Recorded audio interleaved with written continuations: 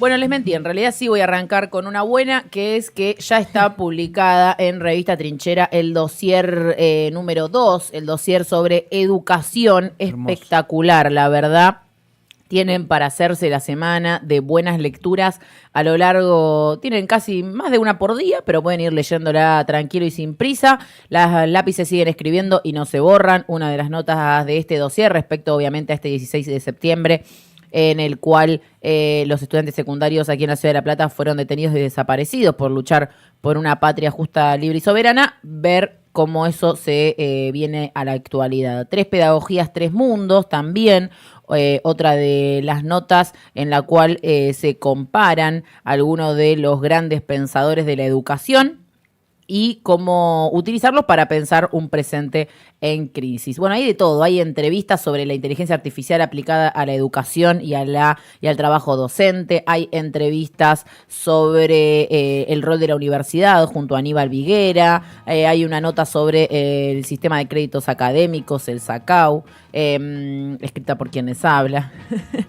Hay una parte de el libro de Mariano Dubín sobre el impacto del menemismo y neoliberalismo en la educación. No, verdaderamente es completísimo este dossier sobre educación popular que escribieron las compañeras de Trabajo Barrial de la Resistencia, sobre el rol del estudiante universitario que escribieron las compañeras y los compañeros del Movimiento Estudiantil Liberación. La verdad que hay de todo, hay producción colectiva, hay producción individual, hay entrevistas, hay pensamiento, verdaderamente espectacular para cuando no saben qué leer, dedicarle unos lindos minutos a este dossier de Revista Trinchera sobre educación, una de las patas principales, sino una de las columnas vertebrales de la Argentina y de cualquier país que se pretenda soberano. Así que ahí ya está lanzado también para que acompañen la lectura con comentarios, con intercambios, con apreciaciones, ¿no?, sobre este segundo dossier que forma parte de pensar la patria desde la perspectiva de la educación. Así que lo dejamos ahí como recomendado. ¿Ya se leyeron alguna? ¿Tuvieron un ratito para leer? Tuvieron domingo agitados ustedes. Yo tuve un domingo en el que la lectura no era parte, no fue parte de la agenda. Bueno, tienen toda la semana entonces para leerlo. Lo que sí, me gustó mucho el dibujo. Sí, muy está bueno. espectacular. Un saludo a Ciro también que agrega con lo que sí todos sé, los dibujos. Algunas notas he charlado con algunos de sus autores, con lo cual puedo decir que hay material del bueno. Muy calidad de análisis y sobre todo esto, intervenir en las discusiones necesarias para hacer la patria, ¿no? Primero sentarnos a pensar. Así es, así que muy, muy bueno y más, como decíamos, en una semana donde el tema de la educación está puesto en el foco. Lo vamos a dejar para dentro de un rato, igual el tema de la marcha universitaria y las distintas movilizaciones que habrá esta semana, pero vamos a arrancar primero con lo primero que va a ser en el día de hoy a las 21 horas la cadena nacional por radio y televisión del presidente de la Nación, Javier Milei, en el cual nos contará su sorpresivo y para nada esperado presupuesto, que tiene menos chance de aprobarse en el Congreso de Diputados de que yo vaya a jugar un picadito y lo gane, más o menos. Son las chances. Tenés o más quizás chances hasta vos. yo tenga más chances por la suerte. Tenés más chances vos que el presidente a que le aprueben el yo creo presupuesto que sí, 2026. Porque es un poco lo que proponen, ¿no? Sí. Hacer estos presupuestos inaprobables, como fue el de 2025. Recordemos que, como bien dice Male, este va a ser el presupuesto 2026 porque todos los presidentes tienen hasta 15 de septiembre de cada año para presentar el presupuesto que planifican para el año siguiente, en el cual contienen todos los gastos e ingresos de la Administración Pública Nacional. Recordemos que hoy en día... Lo mataste a Javo con esa foto, ¿no? Esa fue pura maldad. Esa es la foto de cuando él va a convertirse, ¿no? A decir, a Israel. Voy a hacer... Sí. Bueno, parece, porque tenía algo que Dios en lo la cabeza. ayude, que Dios lo ayude porque el presupuesto, al igual que el del año pasado y el del año anterior, no aparenta que vaya a tener aprobación. Recordemos que hoy en día estamos trabajando con un presupuesto 2023 ampliado y que se va modificando en torno a algunas partidas que el gobierno decide que quiere modificar. Por eso, cuando hablamos de la falta de presupuesto para ciencia, para técnica, para educación, para universidad, para la salud, es porque estamos hablando de datos que correspondían al año 2023. Imagínense lo lejos que quedan, bueno, Sí, todos lo aquellos desfasado que que queda tienen el salario congelado, por ejemplo, Sí. desde el año pasado, ya se nota lo imposible que es, o hace 4 meses y ya es complejo. Imaginemos un presupuesto 2023. Bien, entonces, en este sentido, Milei hoy lo va a anunciar. Todo aparenta que el presupuesto va a plasmar el ajuste fiscal y la quita de impuestos a los sectores más pudientes del país. Digamos, hay poca esperanza de que de golpe de presupuesto destine, no sé, un 4% de educación. Si eso sucede, lo contaremos, pero lo que el gobierno ya Por ley debería adelantó estar en un 6. Pero la ley no es algo de lo que rija este gobierno. No, al 6 nunca se llegó, incluso desde que salió la Ley Nacional de Financiamiento Educativo, nunca se logró llegar al 6%. Sí, muchos gobiernos se intentaron, recordamos, el 6% del PBI. Del PBI, Muchos gobiernos se intentaron acercar. Milei, lejos de eso, el número Él se de quiere alejar. Hay que ir al 6, bueno, vamos para atrás. Sí. La verdad que sí, el gobierno en este sentido va a probablemente mandar este proyecto que, como hemos hablado en el año pasado, lo envía ya con pocas ganas de luego discutirlo. Recordemos Sí. que un presupuesto Está en general mal. para ser aprobado, y Sí. los gobiernos siempre han tenido que hacer concesiones, trabajarlo, discutirlo en comisiones, en plenario de comisiones, y luego en el pleno del Congreso de la Nación, donde se tiene que aprobar dicho presupuesto. Si no tiene esa voluntad, que bien sabemos por ahora no la ha mostrado ni siquiera luego de la derrota en la provincia de Buenos Aires, va a ser muy difícil que este presupuesto se apruebe, pero bien vemos que el gobierno no es que necesite leyes para hacer lo que quiere, sino que por el contrario, cuantas menos Solo. leyes tienen, más discrecionalidad hacen y tienen en sus medidas. Sí, se está preparando para mí, como pasó ya en 2023 y 2024, se preparan para victimizarse y decir, ven, yo presento un proyecto y no me lo quieren Los aprobar. cucas desestabilizadores. Claro. Igual nuevamente con un modus operandi distinto, ¿no? Que es, o mejor dicho, el mismo Y ya modus medio operandi del gobierno nacional, destartalado, con todos lejos los de la golpes que institucionalidad y de la lógica de funcionamiento, que es un poco esto que decía Delphi, ¿no? Cómo se da la presentación del presupuesto, cómo la va a realizar hoy el presidente de la Nación en esta especie de, conferencia Video grabado. Sí, en anuncio, podemos decir. Aparte, en cadena nacional, va a quedar lo que alejado va a a las hacer. 9 de la noche. Qué desgracia.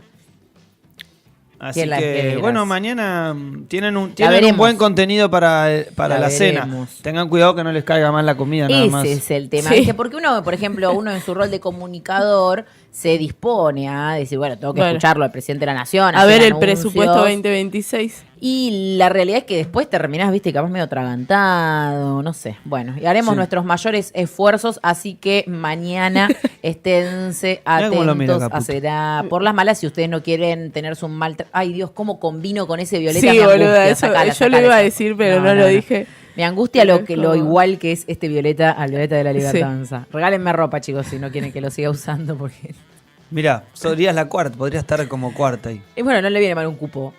No. Sí, Tiene, femenino. Ahora- Ya tiene femenino, cupo femenino. pelado. Ah, le otro falta el cupo ya cupo tiene. femenino. Te iba a decir que el Ahora otro- saco a Santi Caputo y te pongo vos. No, con no, Photoshop. no me hagas esto. No. Con Aparte esa que cara peor- no, peor. con esa, ¿Qué con esa- preferís? ¿Ser Petri, Sturzenegro o Caputo en esa foto? Petri, Tú Petri. eliges. Toda la vida Petri. No. Yo Entre creo medio que, los dos. No, pero yo creo que prefiero ser Sturzenegger para no estar con Sturzenegger en una foto. ¿Por qué Está elegís bien. un pelado? Porque detesto Sturzenegger. Sí, ¿Te igual hago sí, es pelado verdad, o es bueno. con Wow. pelo? Yo no pienso tanto No lo en, hubiera quién, pensado, en quién me pondría, sino que me preocupa más con quién quedo en la foto. Muy bien. Y sí, Y y no le pongas Sturzenegger con la es el cara, peor y no le para pongas mí. con la cara de Caputo. No, De esa cara Santiago. de que se le cae la babita por el costado, no, te agradezco.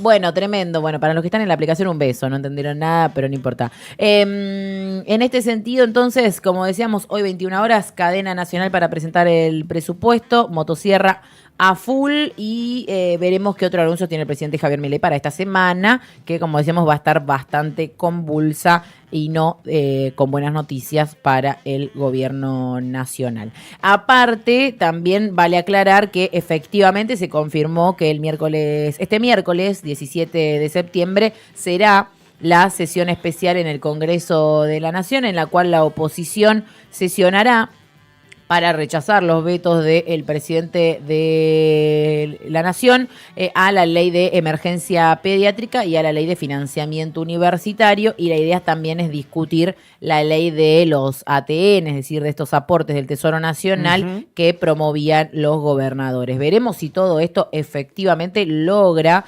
ser rechazado por parte del Congreso. Venimos de que con la ley de emergencia en discapacidad sea el primer veto rechazado, así que venimos en una oleada que puede que continúe y además se realizará con una fuerte movilización en las puertas del Congreso de la Nación, no solo esta marcha federal universitaria en su tercera edición, sino que también confluirá con los trabajadores de la salud, en específico convocada por los trabajadores y residentes del Hospital Garrahan, que la idea es confluir, obviamente también sumándose a lo que es la movilización miércoles a miércoles de las y los jubilados, que siempre están allí luchando por la recomposición de sus haberes y también por todos los derechos que han sido quitados por este gobierno. Así que miércoles cargadísimo. Cargado. Ahí estaremos. Y sobre obviamente, todo con golpes políticos adentro de la Cámara de Diputados, seguramente, y con una movilización que aparenta ser mucho más grande que la de todos los miércoles, con lo cual también habrá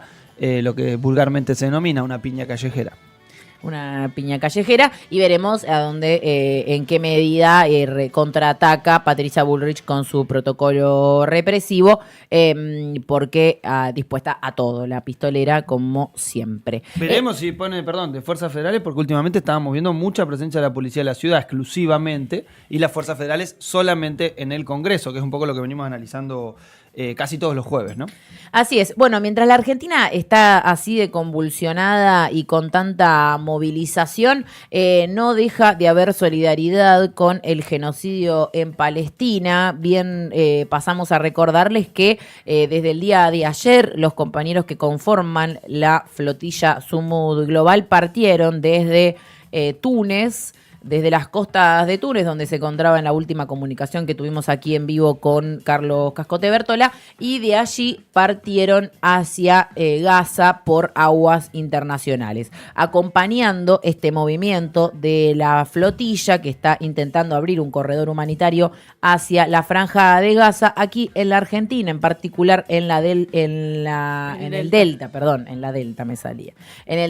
del Tigre. Se realizó una acción también en solidaridad en contra del genocidio, una caravana por río y por tierra demostrando solidaridad internacional bajo la consigna Detener el genocidio en Gaza, organizada y convocada por el Comité Argentino de Solidaridad con el Pueblo Palestino. Ahí estamos viendo algunas de las imágenes. Ahí la vemos a la querida Tilda Rabi hablando a los y las manifestantes. Esto se realizó también en conjunto con la Asamblea Isleña, que impulsaron esta caravana fluvial y terrestre que unió a organizaciones sociales, políticas y culturales en defensa y solidaridad del pueblo palestino. También hubo solidaridad y estuvo la participación del docente Federico Puy, quien fue sumariado esta semana por el gobierno porteño de Jorge Macri y la ministra de Educación, Mercedes Miguel, por realizar un homenaje y una conmemoración a los docentes palestinos y a las niñeces de Gaza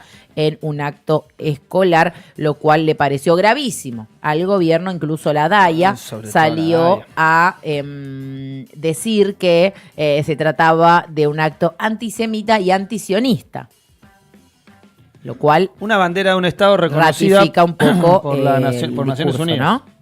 Estamos hablando de que sería lo mismo que, nosotros la tenemos acá en el estudio, está allá en la esquina, nuestra bandera de Palestina, pero estos son antecedentes después de poder hacerlo con cualquier Estado reconocido del mundo. Si esto no es, el docente no mostró la bandera de insignia de Hamás, por ejemplo, ¿no? Que en todo caso puede ser un una cuestión a remarcar, sobre todo por la DAIA. Mostró ni más ni menos que la bandera de Palestina. Allí está el comunicado. Y obviamente, avanzando en presionar a las instituciones, en este caso al Ministerio de Educación de Ciudad Autónoma de Buenos Aires, para avanzar en el sumario. Así es, así que bueno, toda nuestra solidaridad claramente con el docente Federico Puy y con obviamente la flotilla, que como decíamos le estaremos siguiendo los pasos rumbo a Gaza en esta búsqueda de abrir un corredor humanitario y llevar alimentos y medicamentos hacia la población gazatí que está sufriendo un genocidio. Estas fueron algunas de las noticias. Recién arrancamos con esta mañana en Será por las Malas. Nos metemos detrás del lente de Franco, si les parece bien, que veremos que está viendo. Venga, no hay una historia tan bonita para contar. ¿Bonita? Bonita, muy bonita. No sabía desde dónde verlo y lo vi desde el lente de Franco. Está todo en la carpeta.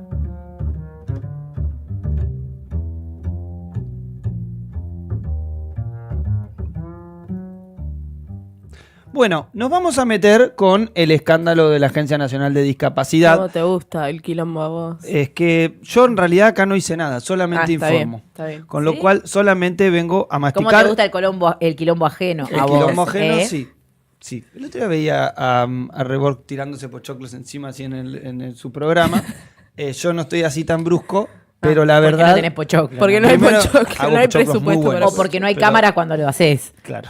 Hay dos opciones. Estoy pero la segura verdad que en alguna situación lo vas a hacer. Por momentos me siento con el celular así con una cosa de entre las dos cosas, ¿no? Porque la verdad que esto en realidad genera tristísimo, indignación. es tristísimo. En realidad genera indignación, por supuesto, cuando le decimos una linda historia es porque los que se posicionaban como los anticasta, como las impolutos, no demuestran ser más que renacuajos de una cloaca, de una zanja. Obviamente estamos hablando del escándalo alrededor de las escuchas del director de la Agencia Nacional de Discapacidad, de Spanuolo, pero vamos a hablar porque hay algunos ribetes en la causa y vamos a tratar de actualizarnos desde el viernes para acá. Bueno, ¿qué fue lo que sucedió? Los abogados de este señor, que aparece en pantalla, renunciaron a su patrocinio, ¿sí? Presentaron la renuncia, si no me equivoco, el día viernes o el jueves a la noche. El viernes. Juan Araos de la Madrid y Ignacio Rada Schutze. Eran los dos abogados. Lo que principalmente plantean es, Spanuolo nos mintió, nos planteó que no había hablado de esto con nadie en persona. Aparentemente sí, porque aparece un tercero en situación, que es un conocido, se llama Fernando Cerimedo, director de medios, conocido como uno de los dueños, armadores de La Derecha Diario, ¿sí? Militante libertario, fue asesor del gobierno en el área de comunicación. Sí, también, Mati Marchi me agrega, también es un tobogán de piojos. El señor Fernando Cerimedo... Perdón, y te faltó Y un su dato pareja. más sobre Cerimedo, que estuvo involucrado, imputado en las causas que ahora condenan a Jair Bolsonaro por el intento de golpe institucional contra la asunción de Lula da Silva. Él estuvo involucrado por difundir información falsa en pos de ejecutar ese caos, ¿no? Sí, la pareja de Cerimedo también trabajó en Andis. Ahora vamos con ella también. Nos queda uno acá. No, claro. Pero me interesaba focalizarnos primero en Cerimedo. Ahora vamos, porque concretamente lo que hace Cerimedo, si no me equivoco, fue el viernes, en una entrevista de Radio Con Voz, en la Radio Con Voz, pero en esta muchacha, Romina Mangel, se me olvidó el nombre, en esa entrevista, Cerimedo lo que dice es, esto a mí me lo decía Diego. Yo con Diego tengo relación, fuimos amigos, somos amigos, dice. Tenemos una afinidad muy importante. Y él me decía esto, dice él. Bueno, ¿cuál es el tema? Hoy este hombre no es funcionario estrictamente del gobierno, ¿sí? Ahora, aparece un abogado conocido, por nosotros y en general, que es Gregorio Dalbón. Le voy a pedir a Mati Marchi, por favor, que me sitúe el tweet en pantalla, haciendo referencia a esto. Mientras le cebo un mate a la querida Delfina Benez, el 1 de la mañana. Bueno, no, este es el de la renuncia, perdón. Bueno, concretamente acá Gregorio Dalbón lo que muestra es un mensaje que le llega a su celular, que es lo que aparece abajo. Espera que lo estoy buscando acá en pantalla para tenerlo. Es increíble que me hayas denunciado a mí siendo un ciudadano sin obligación y sin tener pruebas y le cerraste la puerta, espantaste a que otros hablen. Subnormal lo que hiciste. ¿Esto se lo dice quién? Esto lo manda Fernando Cerimedo Ajá. a Gregorio Dalbón, que es el que lo denuncia. ¿Qué es lo que dice Cerimedo? ¿Qué es lo que dice Gregorio Dalbón? Voy a denunciar a Fernando Cerimedo por callar ante el circuito de coimas alrededor de la Agencia Nacional de Discapacidad. La denuncia, concretamente, se da y Cerimedo va a exponer en sede judicial directamente lo que sabe, o sea, más información. ¿Qué es lo que hace Cerimedo y por qué es tan importante en la causa Andis? Ratifica que los audios de Spanuolo son reales ciertos, y ratifica que no provienen exclusivamente de una escucha ilegal. Lo que está diciendo Cerimedo es, a mí este chabón me lo contaba. Claro, esto yo ya Spanuolo lo sabía. a mí me decía que esto estaba pasando. ¿Qué es lo más grave de todo esto? Que se adelantaba recién la querida Malemanes, que Natalia Basil, es la esposa de Fernando Cerimedo. ¿A qué no saben dónde era funcionaria Natalia Basil? Era directora de la Agencia Nacional de Discapacidad. Con lo cual, Natalia Basil sí tiene las obligaciones de funcionaria pública de, si habría conocido este esquema de coimas, debería haberlo denunciado. Bueno, eso es lo que empieza a avanzar la investigación, que yo insisto, viene con una velocidad inusitada, ¿sí? La velocidad judicial que está teniendo esta causa es inusitada. Por otro lado, volvemos a Diego Spanuolo. Allanaron su casa luego de la ratificación de los dichos de Fernando Cerimedo. La Policía Federal abrió una de las cajas de seguridad que tenía Diego Spanuolo. ¿Qué es lo que se encontraron? $80.000 y 2.000 euros. Más del triple de lo que él tenía declarado en su declaración jurada como funcionario público en julio de este año. Con lo cual acá hay dos opciones. O si desde julio hasta hasta hace unos días que se abrió esa caja de seguridad, de repente algo ganó Diego Spanuolo, que casi triplica lo que había declarado, lo justifica tampoco. o no declaró parte de la plata que él tenía guardada en este lugar. Concretamente, entonces, lo que tenemos es no solamente el encuentro de guita no declarada por parte del principal acusado, o mejor dicho, el titular de la Agencia Nacional de Discapacidad, que todos los caminos lo llevan a ser el arrepentido. Y todos los caminos van a hacer que esta semana Diego Spanuolo quiera presentarse como arrepentido. Hoy lo que algunos plantean es que directamente desconfía de absolutamente todo el mundo, sobre todo porque Cerimedo, que es también puede ser que era íntimo de él, fue a declarar a sede judicial. Con lo cual, y insistimos en esto, el fiscal de la causa, Franco Picardi, mantiene el secreto de sumario. ¿Qué significa esto? Que nadie sabe qué es lo que hay adentro del expediente, excepto que el fiscal elija qué información transmitir, incluso a algunos periodistas.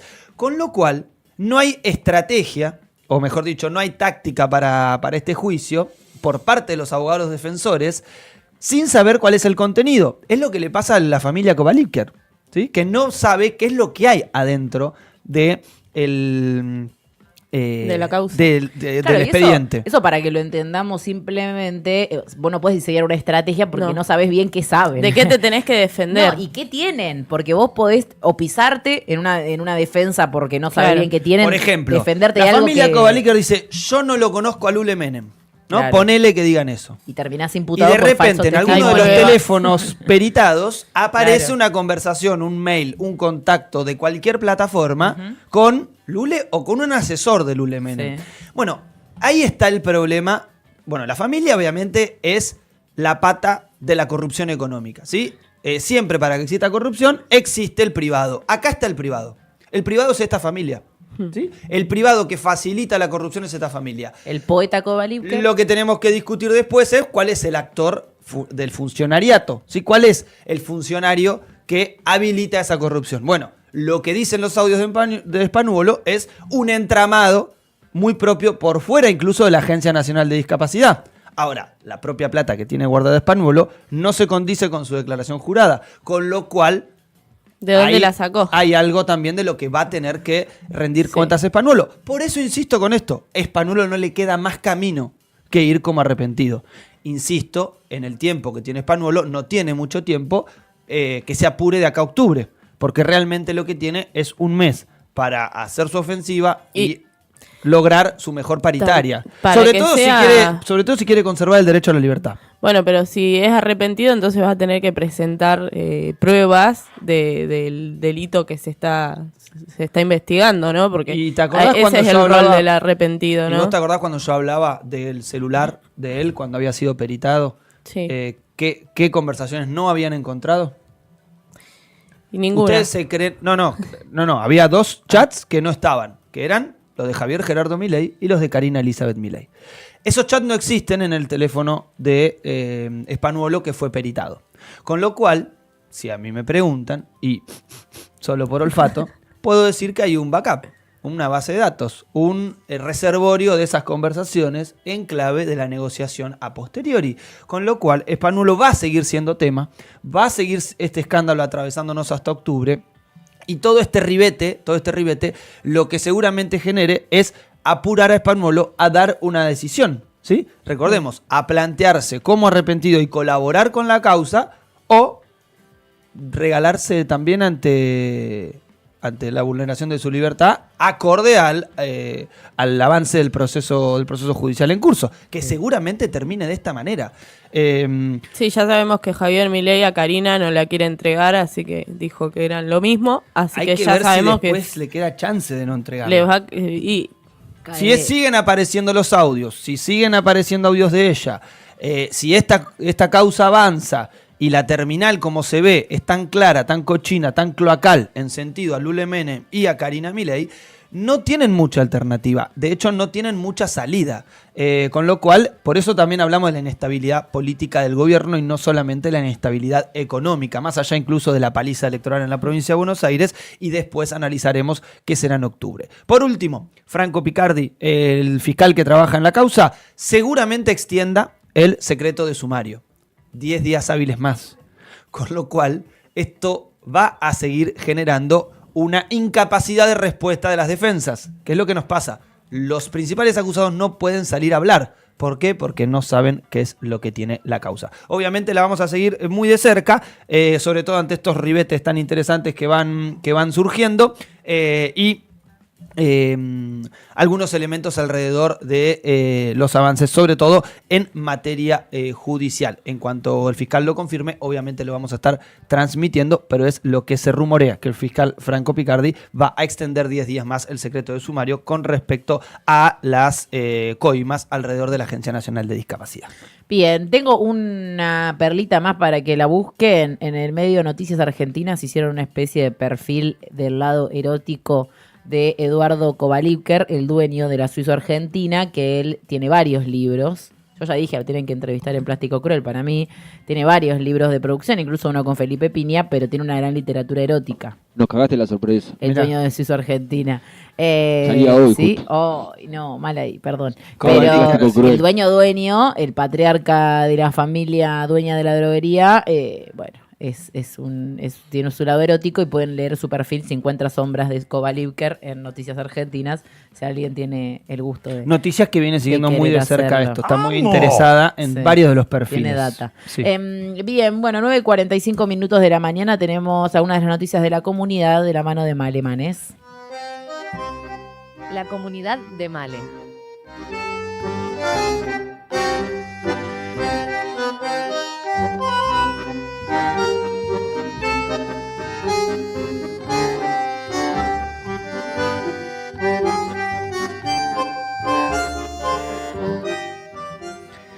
Bueno, volvemos. Yo no tengo ninguna buena noticia, debo confesarlo ya de antemano, porque vamos a hablar de la fábrica de neumáticos Pirelli, muy conocida, ¿no? Una marca muy conocida a nivel nacional e incluso internacional.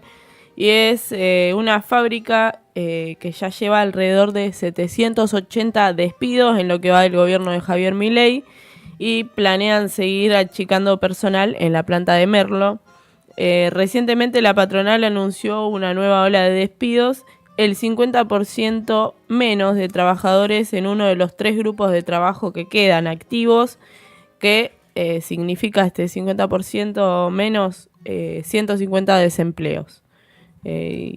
Eso por la apertura indiscriminada de importaciones, ingresan neumáticos de China y de Brasil con bajos aranceles y afecta la venta de neumáticos Pirelli, que como es sabido, los primeros que sufren las consecuencias siempre son los trabajadores, que al menos hace 9 meses, además de los despidos y los retiros voluntarios, no tienen aumento salarial y ven cómo de a poco van quedando cada vez menos trabajadores.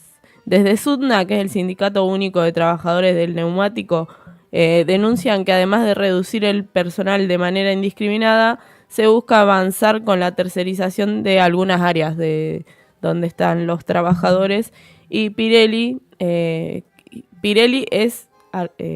Argentina, es parte de la estructura global de la marca.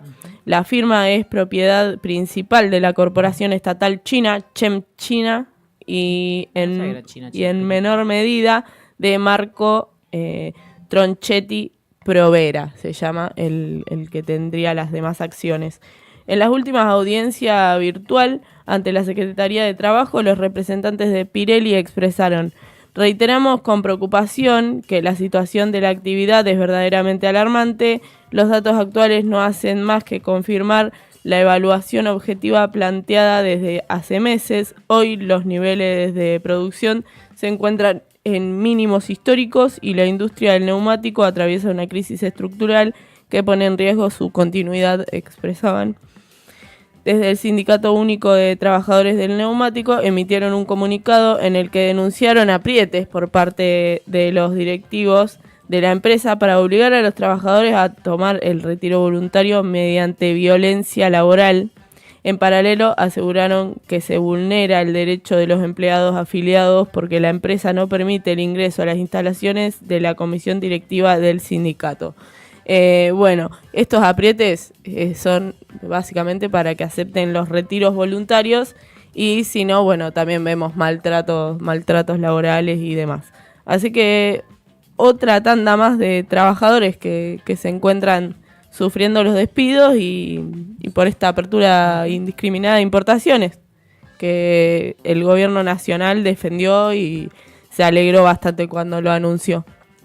Así que vamos sumando despedidos. Sí, hablamos de 150 trabajadores que conforman de esta forma el número de 780 despedidos en Pirelli desde que asumió el gobierno de Javier Milei. Me parece de esos datos que sirven para poder introducir la discusión de la que hablamos aquí siempre, que tiene que ver con que este modelo económico no solamente impacta sobre los trabajadores del ámbito público, como por ejemplo los estatales, que son de lo que más se regodean de haber despedido, sino de que estamos hablando de miles y miles de despedidos en empresas privadas, que se hace por falta de producción, por la recesión misma que hay en la economía y por, obviamente, las importaciones, las flexibilizaciones, obviamente, de los productos importados que principalmente impactan en estas áreas, ¿no? La indumentaria, los neumáticos. Sí, recordemos que lo vimos igual en varias cosas, incluso también con la basura lo vimos. Desde ya, pero bueno, son aquellos productos que más o que tienen un fuerte sector industrial dentro de que necesitan quizás el sector secundario argentino y que compitiendo con el nivel, con los precios internacionales, quedan en desventaja, digamos. El neumático, obviamente, importarlo puede ser un beneficio. Yo recuerdo durante el gobierno de Alberto Fernández hubo una gran discusión y ahí unas tensiones fuertes. Tenemos con la entrevista el sector del neumático. con Alejandro Crespo, seguramente cargada en el canal de Trinchera TV. Lo miro a Mati Marchi, que estamos dudando mientras nos miramos, pero es el secretario general del SUTNA, el Sindicato Único de de trabajadores en neumáticos, hablando alrededor de, bueno, ¿cuál es la reconfiguración que empiezan a hacer las empresas de neumáticos? En ese momento hablábamos de cuánto habían ganado en el periodo, sobre todo de la pandemia. Claro. Y hablábamos también del contrabando de neumáticos que realizaban, que hoy ya no es contrabando, No, porque ya está hoy directamente abierto. la apertura de importación permite a estas empresas traer de sus propias plantas de Brasil o de Chile, A un menor atacando costo. obviamente la industria acá. Entonces, ¿qué es lo que hace la empresa? Se reconfigura. Lo mismo Sí, que hablábamos de sí. Mirgor en Tierra del Fuego. Estas empresas, por su tamaño, por su capacidad, no les cuesta mucho reconfigurarse. No. Echan Lo que gente. hacen es expulsar trabajadores y automáticamente, a través de la importación, reconfigurar su propia producción. En Para este caso, convertirse en directamente, importadores. traer directamente desde Brasil Sí, se los convierten. neumáticos que acá salen más caros. O también cambian de rubro, como hemos visto otras De empresas. ensamble también. a solo importadores. Claro, el tema es este, ¿no? Que ahí se reducen, dejan de ser empresas productivas a convertirse en meras importadoras, Sí. lo que también hace que, Que no haya pasemos a un modelo mucho más de servicios que de producción, lo cual es lo que daña verdaderamente el núcleo de la Argentina y lo que es más difícil de recomponer a largo plazo. Pero bueno, estas fueron algunas de las noticias, buenas, Sí. malas, un poco de todo, lo vamos a seguir de cerca. Ahora nos vamos a